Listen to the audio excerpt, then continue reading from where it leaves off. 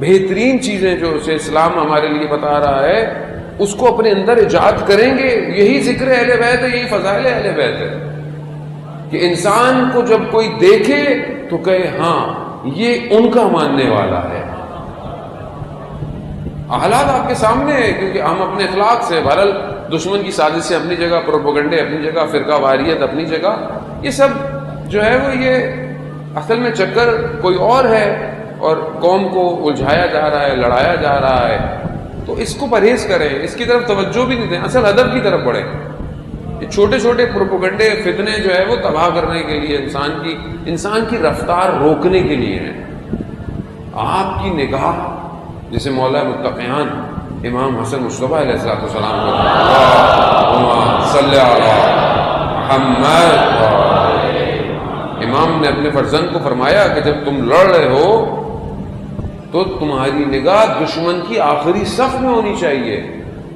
یعنی کیا؟ یعنی ہو تم فرنٹ پہ لیکن تمہاری نگاہیں دور تک دیکھتی ہوں دشمن کی سازشوں کو.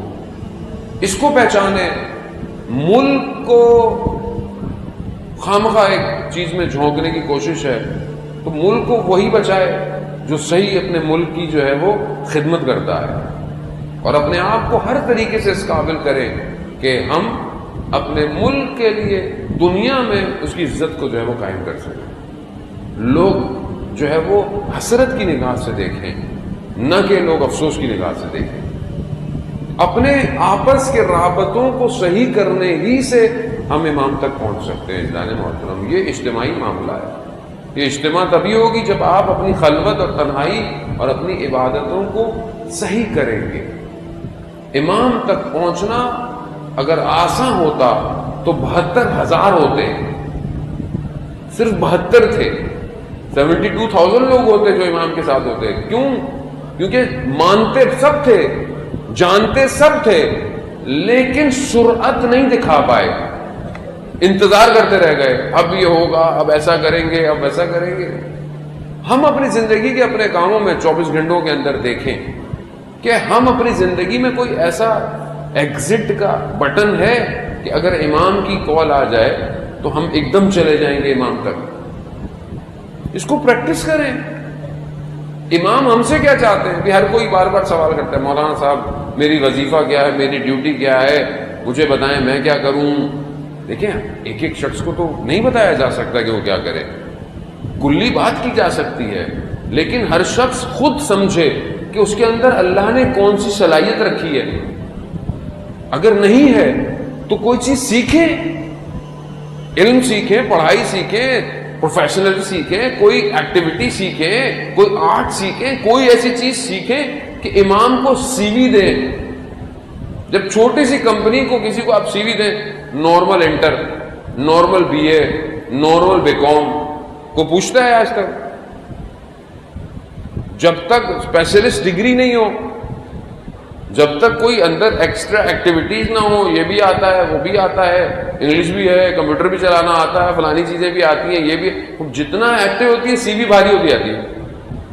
چھوٹی سی کمپنی نہیں لیتی سادے آدمی کو, امام زمانہ کیسے لیں گے چھوٹے سادے آدمی کو؟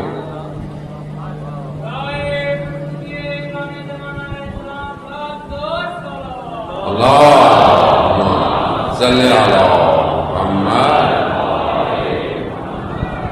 اس کو ہمیں خود ایز اے کمیونٹی خود سوچنا چاہیے کہ ہم ایز اے کمیونٹی کیا کر سکتے ہیں. اگر ہمارے یہاں اچھے جوان, اچھے بچے ہیں, صلاحیت رکھتے ہیں, اچھا پڑھتے ہیں, تو اگر فائنینشلی ایشو ہے تو ہم مل کے اس کی مدد کریں. کمیونٹی کو ایک اچھا اسٹوڈنٹ دیں, ایک اچھا اسپیشلسٹ دیں جو کل کو کمیونٹی کو پے بیک کرے گا اپنے عمل کے ساتھ, اپنی تعلیم کے ساتھ. اور ویسے بھی اسکول کھلنے والے ہیں تو ایس او پیز کا خیال رکھیں. بہرحال جو بھی اسکول کی جو بھی گورنمنٹ بہرحال دیتی ہے اس حساب سے, لیکن ان کو بھیجیں. گھروں میں کب تک آن لائن پڑھیں گے یہ لوگ؟ پڑھتا تو کوئی بھی نہیں آن لائن, ویسے بھی پتہ نہیں کیا کیا دیکھ رہا ہوتا ہے.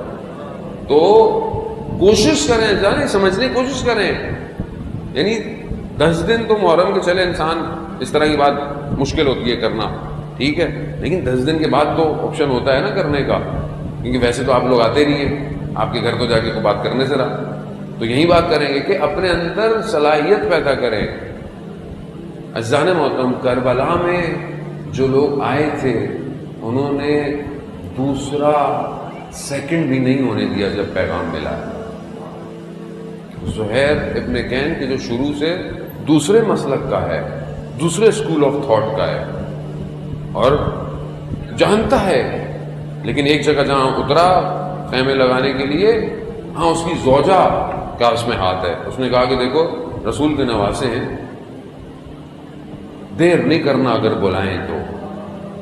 وہ یہی کیا, جب بلایا تو زہر جب واپس آیا تو اس نے بولا کوئی خیمے میں نہیں ہے, سب جاؤ اپنی اپنی جگہ, سب ختم.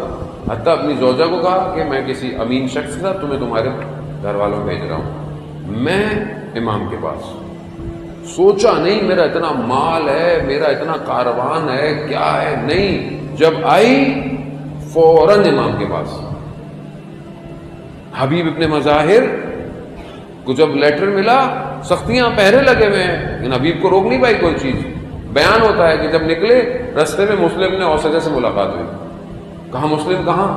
کہا میں نے رات کو خواب دیکھا, خواب میں میں نے رسول خدا کو دیکھا. اور وہ فرماتے ہیں کہ مسلم خضاب کرو, یعنی خضاب, تو میں حمام جا رہا ہوں خضاب کرنے. کہا نہیں, اس کی تعبیر یہ نہیں ہے, اس کی تعبیر یہ ہے کہ امام حسین کربلا آ گئے ہیں, وہاں چلو. اور علماء بیان کرتے تھے کہ بہرحال حبیب نے اسی طرح شاید کہا ہوگا کہ ایسا خضاب لگے گا کہ قیامت تک یاد رہے گا. اور کہتے ہیں کہ یہ لوگ گھر نہیں گئے کہ میں گھر جاتا ہوں, نہیں. کیوں نہیں گئے؟ کہ شاید کچھ رکاوٹ آ جائے. اسی حالت میں کربلا نکل گئے. سرعت, فیصلہ, امام کی طرف بڑھنا. اگر کوئی کام سمجھ میں آیا ہے امام کے لیے کریں. سوچنا کیسا, پلاننگ گے, ادارے بنیں گے, یہ ہوگا وہ ہوگا, کچھ نہیں ہوگا. خود کریں, کچھ خود صلاحیت پیدا کریں کہ عقل پر الہام ہو.